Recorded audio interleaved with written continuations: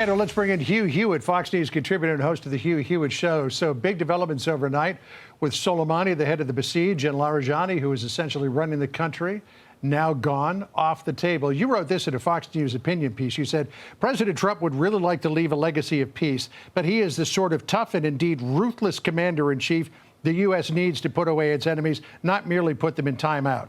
Here's hoping he sees this battle through until Iran cannot menace us, Israel, the Gulf nations, or anyone for a generation or three. It seems that there's a lot of people out there, Hugh, who would like to see President Trump come to the negotiating table and leave a kind of status quo in place in Iran. And I get the sense he is not prepared to do that. I hope he isn't, John, and you're right. There are a lot of people out there who are voicing defeatist or at least demoralizing sentiments. The president is not listening to them. I'm very happy that he's not listening to them. I agree with them. We are all frosted with NATO. When you've lost Lindsey Graham, NATO, you've done a bad thing because the old Reagan conservatives, the hawk talk that comes out of Lindsey Graham and Tom Cotton and the hawks in the Senate, when you've lost their support, you've done a very bad thing because you've lost the sort of center of NATO allyship in the United States. But back to the president.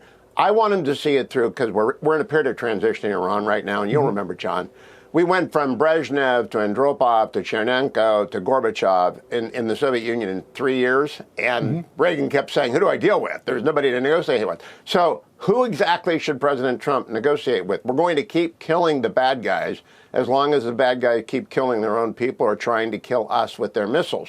When the Iranians lay down their arms and they say, okay, we're done, we are not going to aspire to a nuclear weapon, we're not going to try and amass a force of missiles with which to intimidate the region, then you can talk to the Iranians, and then we can have peace. But until then, I hope he keeps pounding until somebody says uncle collectively or individually.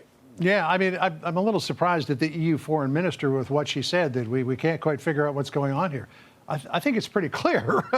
You'd have to have your eyes closed to not figure out what's going on here. The president insists that if he didn't take action, Iran would be a much bigger threat, and not just to the region, but to much of the world as well. This is what he said. If I didn't do that, if I didn't decimate, I call it their nuclear dust, they would have had a nuclear weapon within 1 month after that bombing took place, and they would have used it on first Israel and then the Middle East. So if you believe that Iran should not have a nuclear weapon, they should not have it, then you have to absolutely love what I've done.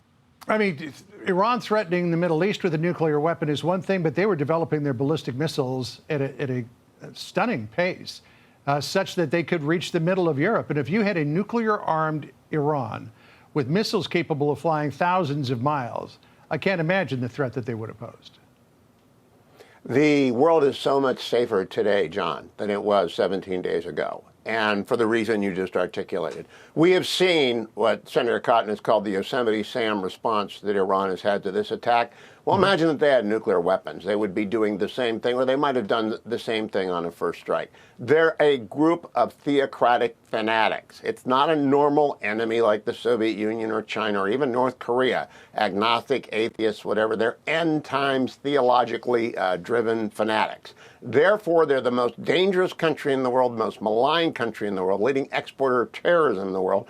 President had their number, and when they got too close, he did what every president since W said they would do, which is stop them from getting a nuclear weapon. This is hardly like a bolt out of the blue. It's been American policy for over 20 years.